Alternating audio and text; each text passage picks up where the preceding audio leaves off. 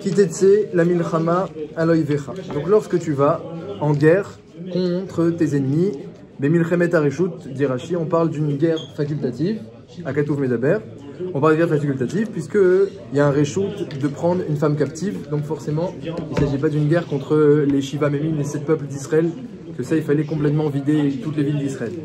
Donc Kitetse la milchama, lorsque tu pars en guerre, aloivecha. Untano Hashem Elokecha beyadecha. Hashem va te donner ton ennemi dans ta main. Veshavita Shivio. Et alors, tu vas faire une prise de captifs. Veraita Bashivia. Tu vas voir dans la captivité. Eshet Yefatoar, une femme. Eshet. Yefatoar, même si elle est mariée. Yefatoar, très belle. Verachak Taba. Tu vas la désirer. Velakarta Lechalisha, tu pourras la prendre comme femme. Ve'avetal Torbetecha. Tu devras l'amener dans ta maison. Vegilcha et Rocha, lui raser la tête. Ve'astat Ipona, et lui laisser pousser les ongles. Donc c'est les lois de la femme captive. La Torah, c'est une exception qui confirme la règle. La Torah a permis de prendre une femme non juive. Pour un soldat qui entre au combat et il voit une femme non juive qui lui plaît, eh bien, l'Odibra Torah Kaya Yetzara, c'est vrai que c'est à cause du Yetzara, mais elle a évalué la Torah, que c'est trop difficile, l'épreuve est trop difficile. Et si tu ne lui permets pas de la prendre d'après les lois de la Torah, eh bien il apprendra Beissour. Donc lorsque l'épreuve est trop difficile, Hachem y permet. On voit de là que les autres épreuves auxquelles on est confronté tous les jours, ces épreuves ne sont pas trop difficiles. Parce que quand l'épreuve est trop dure, la Torah elle permet. Donc là la Torah elle a dit, eh bien cette femme-là, bien qu'elle est non juive, tu peux la prendre et la prendre comme épouse. Mais il y a quand même des petites conditions. Il faut l'enlaidir pour que on soit bien sûr que tu veux vraiment te marier avec elle. Donc on lui rase la tête, on lui laisse pousser les ongles. Vesira et Simlat Shivia, elle change de vêtements, mais à l'air. Veyashva bevetecha, oui on parle d'une femme prisonnière captive. Veyashva bevetecha, elle restera chez toi. Varta et Aviavet Ima Yerachamim, pendant un mois elle va pleurer son père et sa mère, qu'elle est séparée de eux. Veacharken tavo Elea ou Valta, après tu peux te marier avec elle. Vaïta lecha leisha, elle sera ton épouse. Vayaim lo chafasitaba, si basov tu veux pas la garder comme épouse, tu veux pas rester marié avec elle. Veshilarta le nafsha, tu pourras la renvoyer. Ou machor le timkira namakesef, il ne la vend pas en tant qu'esclave. L'otita nerba, elle ne l'utilise pas. Tachat sharinita, puisque tu l'as quand même fait souffrir. Donc la Torah elle dit que tu dois quand même la traiter avec un traitement de faveur et ne pas la traiter comme une esclave. Donc c'est la loi étonnante de la femme captive. Très contradictoire. Et la Torah elle-même, par la juxtaposition des parachiotes, la parachute d'après vous l'avez vu ce matin, c'est un homme qui a 2 femmes, une femme aimée, une femme détestée. Donc la Torah dit Rashi, elle prévoit déjà que tu vas la détester. Et en plus, ensuite il y a le Ben Sorero Moré, juste après. Donc, alors la Torah elle prévoit aussi, oui, Isha Aouva, c'est noir. Alors le Midrash il dit qu'un homme qui prend une femme captive, la Torah a permis de prendre une non-juive et de se marier avec elle dans le cas de la femme captive. Allô. On a le droit de regarder la tête, pourquoi il enregistre? Parlez moins fort. Parlez juste moins fort. C'est tout. Vous êtes 3, on est 8. C'est tout, la loi du nombre. C'est tout. Top. Alcool panim. Alcool panim. La Torah permet exceptionnellement donc, de prendre une femme non. La Torah permet exceptionnellement de prendre une femme non juive, mais elle te prévient que tu vas finir par la détester et même tu auras un enfant Ben Soror Moré. Vous connaissez le Sipour que quand David Ameller il a eu Avshalom qui s'est rebellé contre lui, alors il a eu peur qu'il y ait un Chilul Hashem. Il s'est dit les gens vont dire David c'est un grand tzaddik, il étudie la Torah, il fait toutes les mitzvot, il se lève à Bechatzot, Chatzot Laila Akum Lodot Lach Mishpezit Kecha, et quand même il a un enfant qui se rebelle contre lui et prend le pouvoir. Il a eu peur qu'il y ait un Chilul Hashem. Un de ses Yoatim lui a dit non, n'aie pas peur, tu as oublié la loi de la juxtaposition. Si la Torah a juxtaposé la femme captive au Ben Soror Moré, à l'enfant rebelle, c'est pour te dire qu'un homme qui se marie avec une femme captive, il aura un Ben Soror Moré. Donc Bekitsour, c'est une loi tout à fait particulière, cette loi-là. Et comme nous dit Rashi, l'Odibra Torah la Torah n'a permis que parce que le Yitzhara du soldat est trop fort. Mais c'est mamash déconseillé par nos sages. C'est déconseillé de faire ça. Alors, ce qui est intéressant, c'est l'explication du Zohar sur ce passage-là. Le Zohar, il prend tout ce passage-là et il explique allusivement sur la période actuelle. Parce qu'il y a écrit qu'elle va pleurer, cette femme captive, pendant un mois. Et le Zohar, il dit ce mois-là, c'est le mois de Elul. Donc écoutez bien les mots du Zohar. Kitetse la milchama, lorsque tu pars en guerre, aloy vera contre ton ennemi, c'est qui? C'est le Yetzer Hara. Comme fait dit le Zohar. Tu pars en contre ton ennemi contre le Yetzer Hara. Et comment? Dit le Zohar, bemilim deoraita. Tu prends des mots de Torah pour aller en guerre contre le Yetzer Hara. Parce que enkitruga la Yetzer Hara, il dit le Zohar, qu'il n'y a pas de manière de embêter, d'accuser, d'embêter, d'affaiblir le Yetzer Hara si ce n'est bemilim deoraita. Donc tu pars en guerre contre le Yetzer Hara. Bemilim d'Oraita. Et Untanu Hashem Elokecha. Si Béhémet, tu prends sur toi cette mitzvah d'étude de la Torah, dit le Zohar, donc c'est Zohar Parashat Kitetse. Je l'ai lu ce matin, mais je ne l'ai pas retrouvé ici, malheureusement. Donc, Zohar début de Parashat Kitetse. Eh bien, il dit que si tu prends sur toi les mitzvahs de l'émou de la Torah, Untanu Hashem Elokecha. Le Yetzer Hara, Hashem, il te donne dans ta main. Comme elle dit la Gemara, vous savez, dans Kiddushin, le Yetzer Hara, si il est de pierre, il va fondre, il va s'éroder. S'il est de barzel, il va exploser. Comme ça, c'est les mots de la Gemara dans Kiddushin, par l'étude de la Torah. Moshrou les Beth Midrash, rien que tu l'amènes au Beth Midrash Yetzer Hara, tu vas le détruire. C'est la seule chose qui peut affaiblir et détruire le Yetzer Hara. Donc, Untano Hashem Elokecha beyadecha. D'ailleurs, plus précisément, il dit le Gaon de Vilna, il dit qu'il y a deux Yetzer Hara. Essentiellement, il y a deux penchants chez l'homme. Il y a le Yitzra des Avera, le penchant pour la Ta'ava, le désir matériel, et il y a Yitzra des Kaas. Il y a le Yetzer Hara de la colère. On fait dit le Gaon de Vilna dans son Sefer Even Shlema. Le Yetzer Hara pour la Ta'ava, le penchant pour la matière, on ne peut le combattre qu'avec l'étude de la Torah. Laquelle, dit le Gaon de Vilna, l'étude du Moussar. Lorsqu'un homme il étudie du Moussar, il se rappelle que Hachem est au-dessus de lui et le regarde, et qu'est-ce qui est bien de faire dans sa vie et qu'est-ce qui sert à rien. Lorsqu'un homme étudie Moussar, ça lui calme sa ta'ava, ses penchants pour la matière. Comme ça explique le Gaon de Vilna. Alors que le Yetzer Hara du Kaas, de la colère, alors ça c'est l'étude de la Gemara. Que lorsque l'homme il va poser les questions dans la Gemara, la question sur Rashi, la question de Tosfot, la question sur la Gemara, et il va trouver les réponses, eh bien ça va lui enlever, ça va lui canaliser sa colère et lui enlever sa colère. Comme ça il explique. Et à part ça, il dit Rav Israël Sainter qu'il y a un effet Sgouli, puisque tu renforces ta Neshama par l'étude de la Torah. Donc il y a un effet Sgouli que le Yetzer Hara Tov se renforce et le Yetzer Hara il diminue. Et c'est la seule chose, c'est notre seule arme contre le Yetzer Hara, dit le Zohar. Donc Kitetse la milchama, tu sors en guerre contre le Zohar, contre le Yetzer Hara. Hachem te le donne. Et tu vas voir une femme captive très jolie. C'est qui cette femme captive très jolie? Dit le Zohar, Dani Shmeta, c'est la Neshama. Elle s'était faite capturer, dit le Zohar, par les clipotes, par les ennemis, par les goïms. Elle s'est faite capturer. Et tu vois, elle est très belle cette femme-là. C'est la Neshama. Une partie de Neshama qui te manque. Verachak Taba, tu vas dire, je la veux, elle est matine, elle est bien pour moi. C'est ma Neshama. Verachak Taba, forcément, tu vas la désirer fortement. Pourquoi on désire quelque chose? Parce que c'est quelque chose qui te manque. Quelque chose que tu avais et qui te manque. Donc là, c'est une partie de ta Neshama. Verachak Taba. Vela kartel khalija, tu pourras la prendre. Ve'avetal torbetecha, ramène-la dans ton corps. Ve'avetal torbetecha, il écrit, ramène-la à la maison. Mais dis-le au Zohar, non. Tu prends la Neshama, tu la ramènes dans ton corps. Ve'avetal torbetecha. Alors attention, tu lui rases la tête, tu lui changes ses vêtements, ça le Zohar il dit, parce qu'elle a toutes sortes d'accoutrements, cette Neshama, la pauvre. Maintenant qu'elle est restée pendant longtemps dans les Averot ou en dehors des mitzvot, cette Neshama, elle s'est éloignée, elle est toute sale. Il va falloir la laver un petit peu. Vesirat Simet Shivya. Et il va falloir qu'elle pleure pendant un mois, c'est le mois des loups. Pendant un mois, elle pleure, c'est le mois des loups. Et après, Vaïta les Khalesha, tu pourras la garder comme épouse. Donc le Zohar explique tous ces passages-là concernant la Neshama. Donc qu'est-ce qui est en jeu? C'est intéressant. Ce qui est en jeu d'après le Zohar, c'est que le mois des louls, c'est pas seulement une préparation pour une nouvelle année, c'est une préparation pour une nouvelle Neshama. Et Bémet, c'est un passouk que le Yerushalmi ramène. Ve'am nivra talelka, il est écrit dans Yerushalmi que lorsqu'un homme y passe en jugement, eh bien, c'est comme si il est créé à nouveau. Quand on passe en Rosh Hashanah en jugement, on est créé à nouveau, et c'est pour ça que dans tous les korbanot, c'est marqué Veikraftem. Dans toutes les lois des sacrifices, dans toute la Torah, c'est marqué Veikraftem, vous approcherez.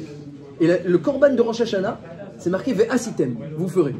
Alors demande la Gemara dans Yerushalmi, pourquoi tous les korbanot tu dis vous approcherez et pour Rosh Hashanah tu dis vous ferez? Parce que Ma'aleh akatuv alechem kilou asitem et atzmechem. Lorsqu'arrive Rosh Hashanah et que vous vous prêtez au jeu de la préparation au jugement et du jugement lui-même, Hachem te compte comme si tu t'étais créé toi-même à nouveau. Donc il y a un enjeu de capturer une Neshama, la faire rentrer et te créer à nouveau. Donc vraiment, une période, c'est pas seulement une période décisive, c'est une période de création. C'est une création d'une nouvelle année, création d'une nouvelle personne. Il faut savoir qu'est-ce qu'on a entre les mains. C'est un renouvellement. C'est un renouvellement spirituel. Rosh Hashanah, c'est un renouvellement de l'année et c'est un renouvellement spirituel. Alors comment c'est possible que le même texte puisse dire deux choses opposées? Je m'explique. Une fois, on dit j'assoupis mon Yetzirara, et une fois, je désire ma Neshama. Heureusement qu'on a notre ami qui pose les questions que j'aurais dû poser. La question évidemment qui se pose, c'est comment c'est possible que dans un texte qui parle de Yetzirara, c'est quoi il parle ce texte? D'un homme qui part en guerre et il voit une belle femme Goya, et il veut la prendre comme femme, et la Torah lui dit c'est permis dans ce cas précis où tu es parti en guerre, eh bien tu peux prendre cette femme-là et l'épouser bien qu'elle est non juive. C'est une exception parmi la règle, ça confirme la règle. Et dans ce texte-là, on te fait allusion à la tchouva, à la neshama, à une recréation, à Elul, les périodes les plus importantes de l'année, dans un texte qui parle d'une avéra permise. Ça c'est mamache, ça c'est la question à poser sur le Zohar, la question. Parce que si tu l'avais pas autorisé... Oui, à ce que dit Rachid, mais voilà, ça c'est le sens simple. Maintenant le Zohar, lui, il a compris que, vous avez compris, cher ami, le Zohar a compris que ça parle pas d'une femme Goya, mais le Zohar explique que ça parle de la Neshama, et tu captures ta Neshama.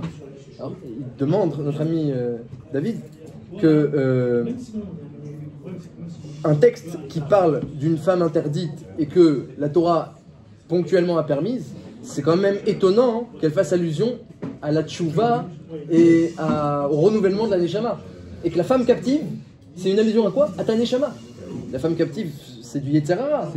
Elle fait allusion à quoi? À quelque chose à une grande mitzvah. À se recréer pour Rosh Hashanah. Créer sa Neshama. C'est bien ce qu'on lui fait à cette femme. On lui rase la tête, on lui... Oui, mais d'accord, mais il se marie avec elle, Bassof. Il se marie avec une non-juive. Il se marie avec une non-juive.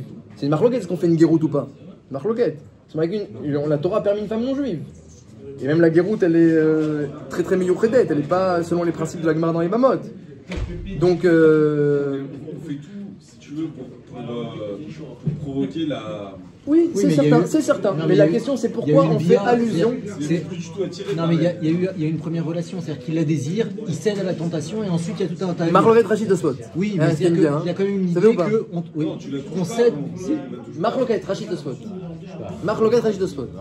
Non, d'après Tosfot, qu'au bout d'un mois. Oui, d'accord. Enfin, bon. Marloquette. Là, on parle de quelqu'un qui va en guerre, quoi. On parle de quelqu'un qui cède à la tentation. Voilà. Oui. Alors, Marloquette. Est-ce que Bémet il fait ça ou non? Mais à l'école Panim, ce qui est étonnant, c'est que ça parle de la Neshama. C'est bidouk, ça, c'est la grande question essentielle. On peut parler de la Teshuvah là-dedans. Bah si, c'est ça, voilà. C'est tu parles à Teshuvah, tu vas en guerre contre ton Yetzirara. Quitter la Milchama contre le Yetzirara. Yetzirara contre Yetzirara. Et la Sheila, c'est pourquoi ce texte-là, qui parle d'une Avera permise, il fait allusion à quelque chose de très élevé. Ça, c'est la grande question. Et en fait, le kivun pour répondre, c'est que la Teshuvah, comme on l'a vu déjà la semaine dernière, ça doit passer par un chemin inhabituel.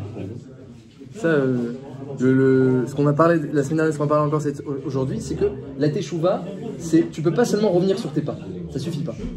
On va voir ça dans la Gemara, dans Menachot. La Gemara dit celui qui revient sur ses pas, la Teshuvah ne marche pas. Il faut prendre un nouveau chemin pour la Teshuvah. Alors, c'est ce qui s'est passé bidiouk avec Moshe Rabbeinu. Lorsque Moshe Rabbeinu est descendu, donc je suis dans Parashat Kitissa maintenant, lorsque Moshe Rabbeinu est descendu, après 40 jours où il étudie la Torah avec Hachem, eh bien, il est arrivé le 17 Tammuz et il a vu les Bnei Israël étaient en train de faire le Vaudor. Donc il est monté le 7 Sivan, oui, ou le 6, Marloquette, et il est redescendu le 17, et il a vu les Bnei Israël étaient en train de faire le Vaudor, il a cassé les tables de la loi. Hachem lui a dit maintenant, bon, je veux détruire le clan d'Israël, je veux faire un peuple qu'avec toi. Moshe Rabbeinu lui a dit non, efface-moi de ton livre. Pendant 40 jours, il a prié pour qu'Hachem calme ses décrets et les diminue. À la fin, Hachem a décidé d'enlever le décret, mais il ne les a pas pardonnés complètement. Et après, Moshe Rabbeinu a monté une troisième période pour chercher, une fois qu'Hachem a dit j'accepte de les pardonner, il a remonté une troisième période, c'était le mois de Elul, jusqu'à Yom Kippour, pour chercher les nouvelles tables de la loi. Et les nouvelles tables de la loi, elles seront différentes. Dit Hachem, ce sera toi qui confectionnes, alors qu'au départ c'était la pierre des tables de loi était divine, là c'est toi qui confectionnes. Le myrtav, l'écriture sera toujours divine. Et c'est une nouvelle table de la loi. Et dit Rav Dessler, si Moshe Rabbeinu est remonté étudier 40 jours, 40 nuits la Torah, hein, le Ramban il demande pourquoi il est remonté réétudier 40 jours. Comme ça demande le Ramban. Il avait déjà étudié une première fois. Le Rav Dessler il dit, le Ramban ne répond pas là chez là. Mais le Rav Dessler dit parce que Kaniré, qu'après la faute, c'est comme une nouvelle Torah. Il faut un renouvellement. Donc Moshe Rabbeinu il a dû chercher pendant 40 jours des nouvelles tables de la loi, avec une nouvelle facette de la Torah qu'il a dû réétudier pendant 40 jours et 40 nuits, et c'est seulement à Yom Kippour qu'il a redescendu les nouvelles tables de la loi avec Salarti Kitvarera. Hachem a dit j'ai pardonné complètement la faute du Vaudor. Donc la période des Louls, entre le premier Elul et le 10 Tishri, c'est une période où Moshe Rabbeinu est monté chercher les nouvelles tables de la loi parce que Hachem avait dit « Je suis d'accord qu'il y ait un renouvellement ».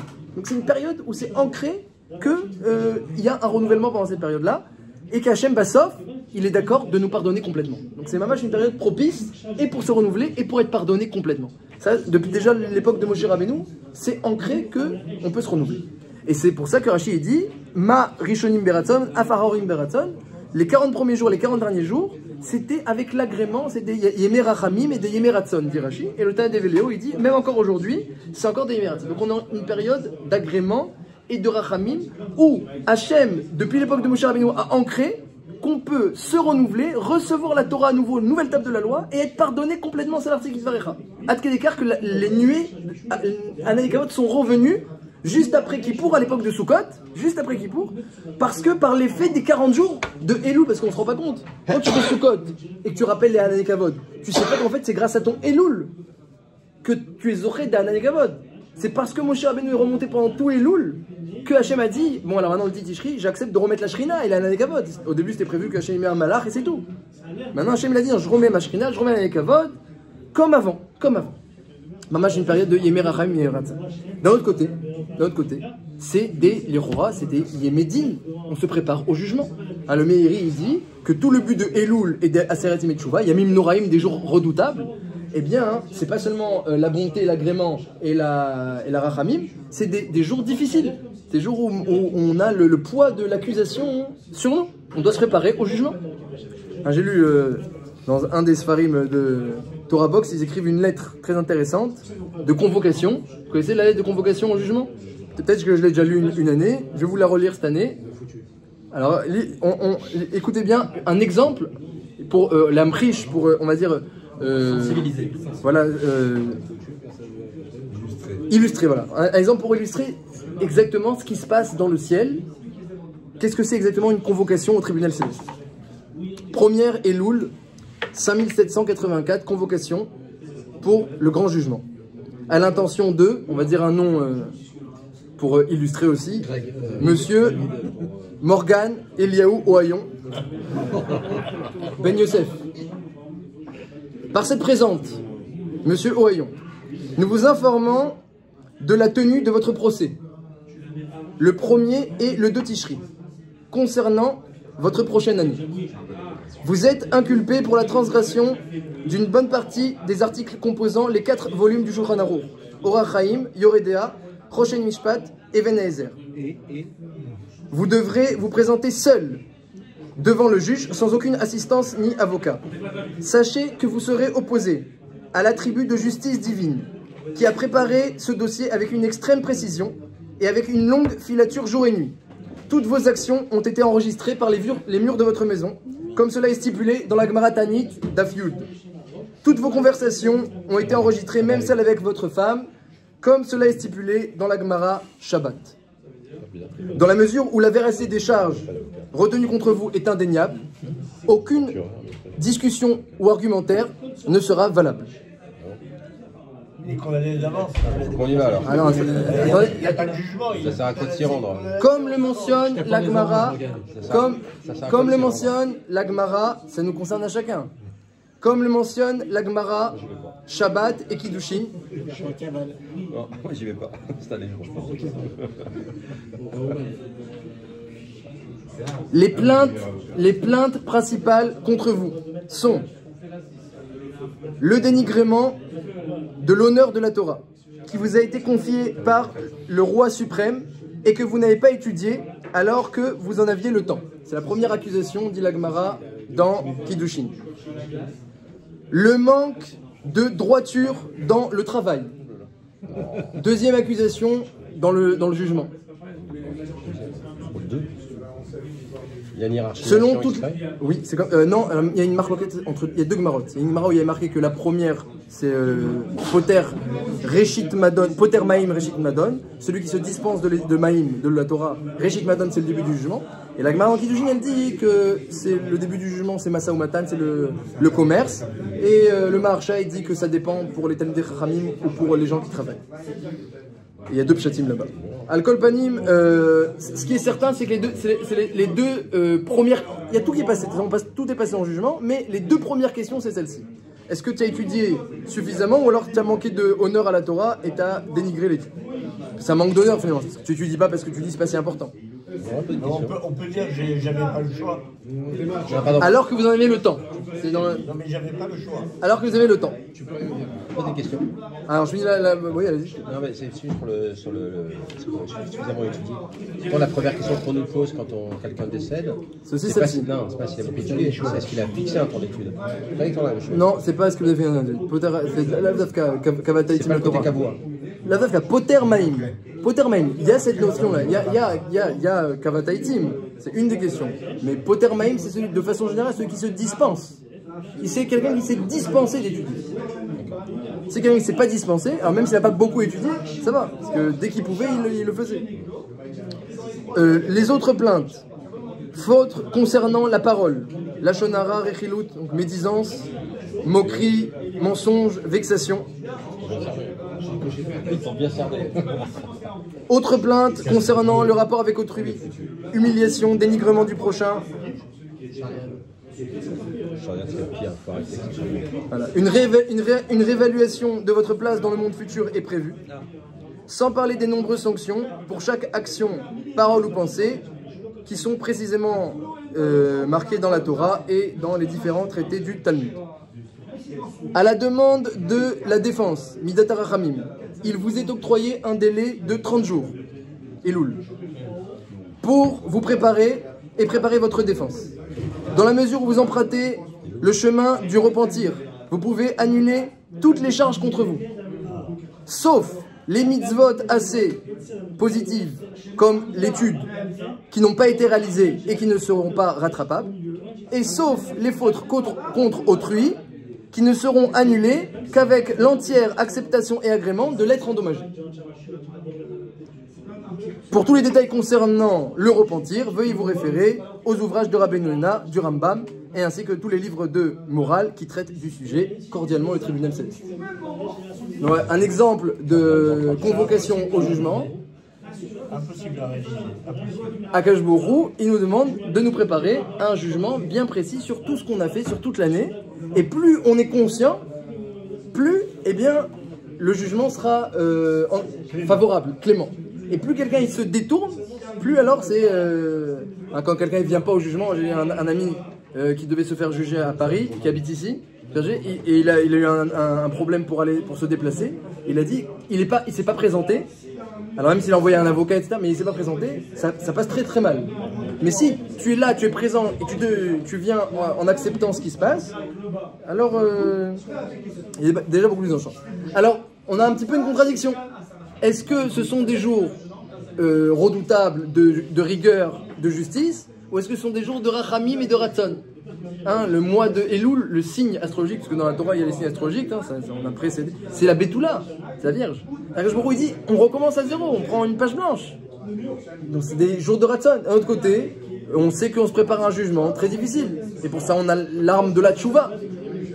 Alors, comment concilier un petit peu ces deux aspects? De même que dans la paracha il y a une contradiction, est-ce que le début de la paracha il parle d'une Avera ou d'une Mitzvah? Le texte il parle de prendre une femme Goya, mais le Zohar il dit que c'est prendre la Neshama. De même, cette période aussi, il y a une contradiction. Est-ce que ce sont des jours de clémence et d'agrément, comme c'est marqué explicitement dans Rashi, Parashat qui dit ça, et dans le Tana d'Eveliaou pour toutes les générations, et c'est ramené dans la Halacha, le Chayadam Yiraven Sabelchot et Loul, que c'est des jours d'agrément? Ou est-ce que ce sont des jours redoutables, comme aussi c'est Nira dans pas mal d'endroits? Donc il y a une... Alors c'est les deux. Alors il faut comprendre Bidouk, qu'est-ce que ça veut dire? C'est les deux. Qu'est-ce que ça veut dire? Alors, la Gemara dans Menachot, on l'a cité la semaine dernière, je la recite encore aujourd'hui, elle dit que ce monde-ci a été créé avec un et pas avec un chet. Olam Hazé a été créé avec un et. Comment on sait? Bitrou Hashem Adéad, faites confiance à Hashem Adéad infiniment, qui beka Hashem Tsur Olamim, car Hashem a créé le monde avec Ka Yud Ke. La Gemara dans Menachot, elle dit que Olam Haba a été créé avec le Yud, et Olam Hazé a été créé avec le e. Be'ibaream, bravo. Et les Toldot Shem Varetz, Be'ibaream, Be'iberaam. Quand Hachem a créé le ciel et la terre, Be'ibaream, à un certain moment, eh bien, on est d'Oresh, on explique, c'est quoi Be'i Baream? C'est avec la lettre E, Be'e Baream. Ou alors c'est Be'Avraham, par le mérite d'Avraham. Comme ça, il dit le Balatouri, mais au nom du Midrash. Alcool Panim, la Gemara elle dit que ça veut dire pourquoi Hachem a créé avec le E ce monde-ci? Parce que le E, eh bien, il a un trou en bas. Il y a un trou en bas. Et donc, on peut sortir. Et pourquoi? Parce que tout celui qui veut se rendre impur, quand la balle est tamée, potrine-le, on le laisse sortir du monde. Tu veux sortir, tu sors. Tu veux sortir du libre arbitre, du monde, de ce qui est bien, de ce qui est droit, sors. Alors il m'a dit, alors t'as qu'à faire avec un chet aussi, tu peux sortir. Alors il m'a dit non, parce qu'avec le E, tu peux remonter par en haut, pour faire tchouva. Alors il m'a dit, c'est pas grave, crée avec un chet et remonte par en bas. Elle dit, ça marche pas. On peut pas remonter par le même endroit, il faut remonter par un nouvel endroit. Ça veut dire quoi? Ça on l'a parlé la semaine dernière. Ça veut dire quoi? C'est encore ce qui se passe dans la paracha cette semaine et dans tout Elul. Que le mois d'Elul c'est un mois de renouvellement, et un mois de renouvellement ça veut dire aussi que tu dois renouveler ton approche à la Torah, ton approche au mitzvot. Si tu veux béhémet faire tchouva et te corriger, ça suffit pas de revenir en arrière, l'omistaya milta, tu n'arriveras pas à te corriger comme ça. Tu es obligé pour revenir au même endroit, finalement, c'est l'intérieur du et, passer par une autre entrée. Donc il faut réfléchir comment, par quelle entrée je peux revenir. On est obligé de trouver un chidouche. C'était pareil dans le temps. On ne pouvait pas rentrer et Oh, sortir. joli, joli, il a fait. Il faut trouver un chidouche dans la manière de rentrer. Par le haut. Rentrer par le haut, exactement. Moi j'avais un Chaver qu'il dormait pas la nuit. Il se couchait jamais, il se couchait que comme ça, et encore aujourd'hui, Amir, et il étudiait tout le temps, et puis il se couchait comme ça. Alors, je lui ai dit, tu sais qu'il y a les gdolim, ils disent c'est bien de s'allonger, de dormir, de prendre des forces pour étudier la Torah, etc. C'est les Shem Shamaim.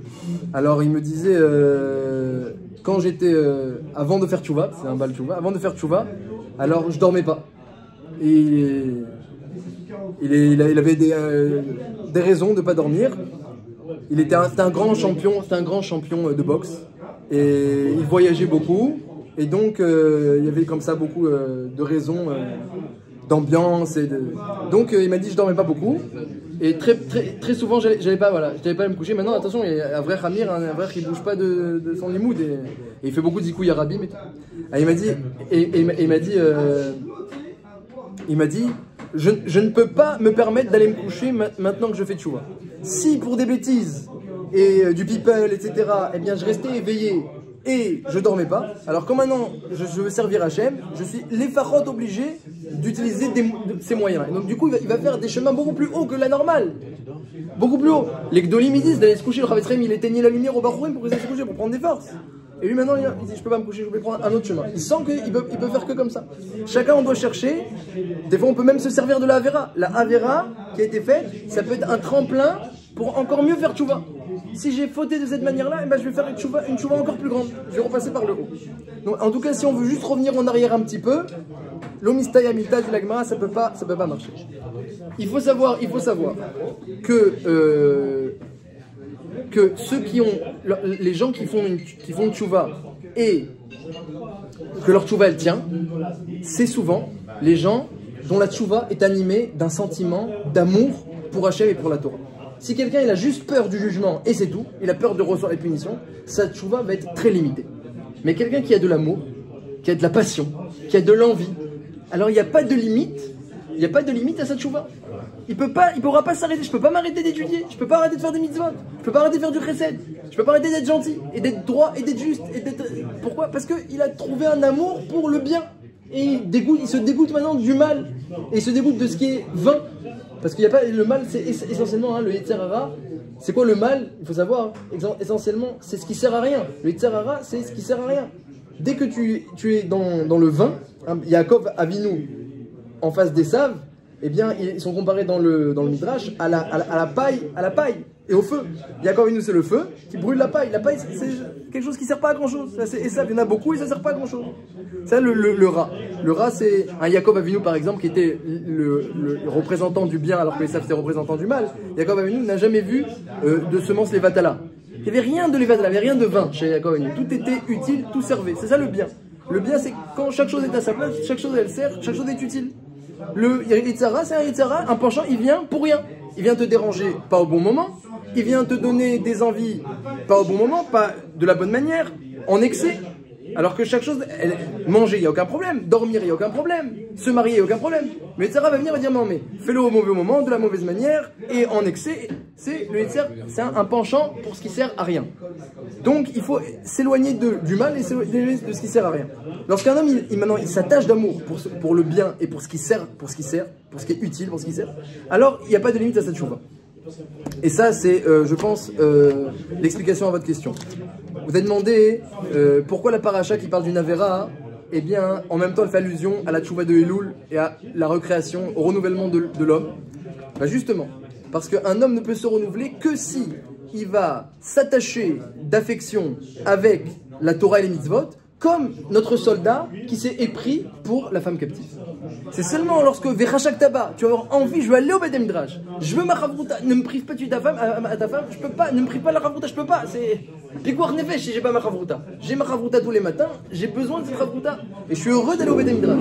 Lorsqu'il y a un Cheshek, qu'il y a une envie d'aller étudier la Torah, de faire le mitzvot, alors il n'y a pas de limite à la tchouva, tu repasses par le haut, la tchouva elle se maintient, et il n'y a pas de limite à la tchouva, c'est une nouvelle création, là, même tu te recrées, il y a une nouvelle Neshama qui est créée, dit le Zohar. Tu appelles la Neshama à l'intérieur de ton être, par cet amour pour la Torah et les mitzvot. Et mieux que ça, tout ce qu'on a dit tout à l'heure, l'accusation, elle est pour celui qui se présente devant le jugement, en tant que quoi? En tant qu'un citoyen qui a transgressé la parole du roi.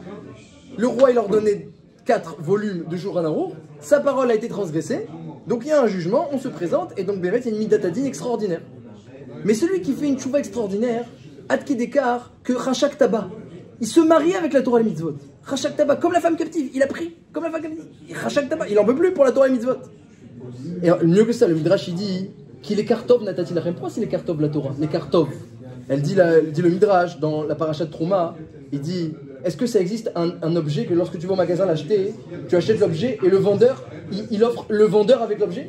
Est-ce que ça existe un tel objet que le vendeur te vend l'objet et lui-même? Ça n'existe pas. La Torah c'est comme ça. Qu'il est Kartov Natati Lachem, Hachem il vend, si on peut s'exprimer ainsi, l'objet, la Torah, et lui-même il se vend. Donc on sait, Veikrouli Teruma. Lorsqu'Hachem a donné la Torah, juste après il a dit faites-moi un Mishkan. Juste après Yitro et Mishpatim il y a Trouma.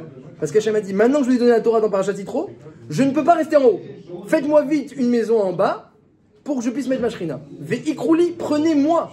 Prenez-moi, Veikrouli, prenez-moi. C'est quoi prenez-moi? Bah oui, vous avez pris la Torah, maintenant prenez-moi. C'est ça les Kartov. C'est un objet, lorsque tu l'acquiers, tu acquiers Hachem, le vendeur avec. Ça n'existe pas un objet comme ça, que tu acquiers le vendeur avec. La Torah c'est comme ça. Donc lorsqu'un homme maintenant il fait tchouva et prend les mots de la Torah, dit le Zohar, eh bien, non seulement il va retrouver sa neshama, ça va le renforcer, tout ce qui est marqué dans le Zohar c'est vrai, il va combattre le Yetzirah, il va casser les Yetzirah, le faire exploser, le faire fondre, tout ça c'est vrai. Mais en plus de ça, il prend Hachem avec lui. C'est comme, Hachem il dit, c'est comme si je me suis vendu. Donc quand il arrive au tribunal céleste, on lui dit, vous êtes accusé, etc., etc. Il dit, mais vous savez qui je suis? Je suis la femme du juge, la femme du grand juge. Ah! Ou le fils du grand juge. Ah! L'accusation, la Midat Hadin, tout son problème, c'est comme c'est marqué dans la Gemara, c'est que tu as manqué de respect pour ton Midat. Parce que, mis à part la transgression, c'est aussi un profond manque de respect. Parce que si quelqu'un a transgressé sans faire exprès, sans être conscient, il n'a pas manqué de respect.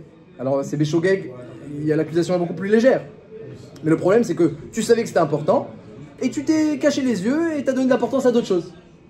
Alors maintenant, tu viens et la Midat Hadin, elle dit, et où est le kavod d'Hachem? Et où est le kavod du juge? Le kavod. Mais toi-même, Midat Hadin, tu es en train d'accuser la femme du juge. Est-ce que c'est pas un grand chilou Hachem, un manque de respect au juge? Si la Midat Hadin, elle est en face de quelqu'un qui est attaché au juge, l'accusation, elle s'annule complètement. Il n'y a plus de rigueur. C'est plus possible. Donc c'est exactement ça ce qu'Hachem nous dit. Il dit le mois des Loul, c'est une page blanche. C'est Midat à Betula. On recommence tout à zéro. Tu peux te marier avec Akadosh Baruch Hu, Ani les Dodi Vedodili Elul. Je suis à mon bien-aimé, mon bien-aimé, moi. Alors je crois, Elul, c'est un mois de jugement et de rigueur, ou alors c'est un mois d'amour avec Hachem. Ani les Dodi Vedodili, je suis à mon bien-aimé est à moi. Eh bien les deux sont vrais. C'est un mois de rigueur pour quelqu'un qui reste un citoyen. Mais c'est un mois de renouvellement et d'amour pour celui qui veut bien se prêter au jeu. Donc si quelqu'un il fait tchouva be'ahava, et il devient maintenant, par les mots de la Torah, et par son réchec, son renouveau et sa nouvelle envie de revenir par le haut, il se lie avec Hachem, d'un lien d'amour, grâce à la Torah. Il s'appellera maintenant ou le fils d'Akadosh Baruch Hu, ou même la femme d'Akadosh Baruch Hu. Lorsque la Midat Hadin va dire mais tu manques de respect, il va dire attends mais toi aussi tu manques de respect. Ou alors on va faire remarquer à Midat Hadin, c'est pas kavod d'accuser le fils d'Hachem ou la femme d'Hachem. On peut pas. Et Midat Hadin, elle peut plus parler. Donc ça veut dire que Akadosh Baruch Hu nous laisse un mois de Ratson et de Rachamim, justement pour pouvoir éviter le jugement. Donc c'est vrai qu'il y a un grand jugement et qu'il y a un grand dîme, mais celui qui se prête au jeu et il se lie d'amour avec Hachem et avec la Torah, eh bien pour lui tout sera annulé très facilement. Et c'est ce que dit la Gemara. La Gemara dit que quand on sonne du chauffard, le Satan il est complètement méboulbal, il est complètement brouillé, il peut même plus accuser. Akadosh Baruch Hu nous a laissé des grandes armes contre l'accusation. Donc il y a une accusation très grande, c'est la vérité, mais celui qui utilise les armes qu'Hachem lui a prévues, il a une défense aussi très grande. Hein, parce que toujours Akadosh Baruch Hu, quand il fait quelque chose pour la rigueur, il fait au moins 400 fois plus pour la bonté et la rachamim. C'est toujours, donc s'il y a une très grande rigueur, et c'est vrai, c'est qu'il y a 400 fois plus de rachamim de l'autre côté. Donc je pense que ça répond un petit peu aux questions, que la période c'est une période d'accusation, c'est une période de jugement, mais on peut éviter tout ça lorsqu'on se lie avec Akadosh Baruch Hu d'un cheshek, un lien d'amour et d'envie.